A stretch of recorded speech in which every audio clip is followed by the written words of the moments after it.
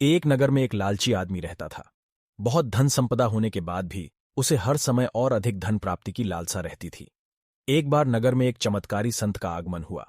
लोभी व्यक्ति को जब उनके चमत्कारों के बारे में ज्ञान हुआ तो वह दौड़ा दौड़ा उनके पास गया और उन्हें अपने घर आमंत्रित कर उनकी अच्छी सेवा सत्कार की। सेवा से प्रसन्न होकर नगर से प्रस्थान करने के पूर्व संत ने उसे 4 दीपक दिए। चारों दीपक देकर संत ने उसे बताया, पुत्र, जब भी तुम्हें धन की आवश्यकता हो तो पहला दीपक जला लेना और पूर्व दिशा में चलते जाना।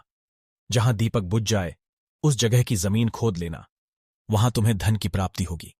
उसके उपरांत पुनः तुम्हें धन की आवश्यकता हुई तो दूसरा दीपक जला लेना, जिसे लेकर पश्चिम दिशा में तब तक चलते जाना जब तक वह बुझ ना जाए। उस स्थान से जमीन में घड़ी अपार धन संपदा तुम्हें प्राप्त होगा। धन की तुम्हारी आवश्यकता तब भी पूरी ना हो तो तीसरा दीपक जलाकर दक्षिण दिशा में चलते जाना। जहां दीपक बुझे वहां की जमीन खोदकर वहां का धन प्राप्त कर लेना। अंत में तुम्हारे पास एक दीपक और एक दिशा शेष रहेगी, किंतु तुम्हें न उस दीपक को जलाना है न ही उस दिशा में जाना है। इतना कहकर संत लोभी व्यक्ति के घर और उस नगर से प्रस्थान कर गए। संत के जाते ही लोभी व्यक्ति ने पहला दीपक जला लिया और धन की तलाश में पूर्व दिशा की ओर चल पड़ा। एक जंगल में दीपक बुझ गया। वहां की खुदाई करने पर उसे एक कलश प्राप्त हुआ। वह कलश सोने के आभूषणों से भरा हुआ था। लोभी व्यक्ति ने सोचा कि पहले दूसरी दिशाओं का धन प्राप्त कर लेता हूं, फिर यहां का धन ले जाऊंगा। वह कलश वहीं झाड़ियों में छुपाकर उसने दूसरा दीपक जलाया और पश्चिम दिशा की ओर चल पड़ा। एक सुनसान स्थान में दूसरा दीपक बुझ गया। लोभी व्यक्ति ने वहां की जमीन खोदी।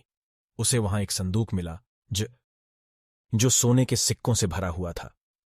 लोभी व्यक्ति ने वह संदूक उसी गड्ढे में बाद में ले जाने के लिए छोड़ दिया। अब उसने तीसरा दीपक जलाया और दक्षिण दिशा की ओर बढ़ गया। वह दीपक एक पेड़ के नीचे बूझा। वहां जमीन के नीचे लोभी व्यक्ति को एक घड़ा मिला जिसमें हीरे मोती भरे हुए थे। इतना धन प्राप्त कर लोभी व्यक्ति प्रसन्न तो बहुत हुआ, किंतु उसका लोभ और बढ़ गया। वह अंतिम दीपक जलाकर उत्तर दिशा में जाने का विचार करने लगा, जिसके लिए उसे संत ने मना किया था। लेकिन लोभ में अंधे हो चुके व्यक्ति ने सोचा कि अवश्य उस स्थान पर इन स्थानों से भी अधिक धन छुपा होगा जो संत स्वयं रखना चाहता होगा। मुझे तत्काल वहां जाकर उससे पहले उस धन को अपने कब्जे में ले लेना चाहिए। उसके बाद सारा जीवन मैं ऐशो आराम से बिताऊंगा। उसने अंतिम दीपक जला लिया और उत्तर दिशा में बढ़ने लगा। चलते चलते वह एक महल के सामने पहुंचा। वहां पहुंचते ही दीपक बुझ गया। दीपक बुझने के बाद लोभी व्यक्ति ने महल का द्वार खोल लिया और महल के भीतर प्रवेश कर महल के कक्षों में धन की तलाश करने लगा। एक कक्ष में उसे हीरे जवाहर का भंडार मिला, जिन्हें देख उसकी आंखें चौंधियां गईं।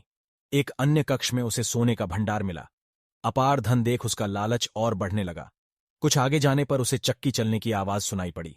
वह एक कक्ष से आ रही थी। आश्चर्यचकित होकर उसने उस कक्ष का द्वार खोल लिया। वहां उसे एक वृद्ध व्यक्ति चक्की पीसता हुआ दिखाई पड़ा। लोभी व्यक्ति ने उससे पूछा, यहां कैसे पहुंचे बाबा? फिर वृद्ध व्यक्ति बोला, क्या थोड़ी देर तुम चक्की चलाओगे? मैं जरा सांस ले लूं, फिर तुम्हें पूरी बात बताता हूं कि मैं यहां कैसे पहुंचा और मुझे यहां क्या मिला। लोभी व्यक्ति ने सोचा कि वृद्ध व्यक्ति से यह जानकारी प्राप्त हो जाएगी कि इस महल में धन कहां कहां छुपा है, और उसकी बात मानकर वह चक्की चलाने लगा।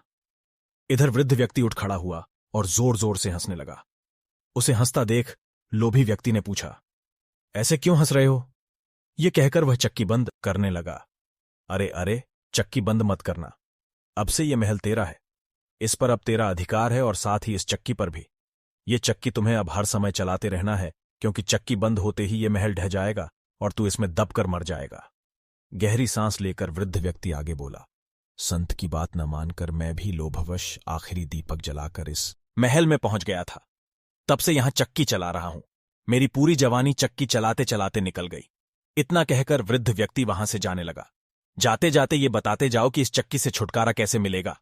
लोभी व्यक्ति पीछे से चिल्लाया, जब तक मेरे और तुम्हारे जैसा कोई व्यक्ति लोभ में अंधा होकर यहां नहीं आएगा, तुम्हें इस चक्की से छुटकारा नहीं मिलेगा। इतना कहकर वृद्ध व्यक्ति चला गया। लोभी व्यक्ति चक्की पीसता और खुद को कोसता रह गया। लालच बुरी बला है, इसलिए लालच कभी न करें।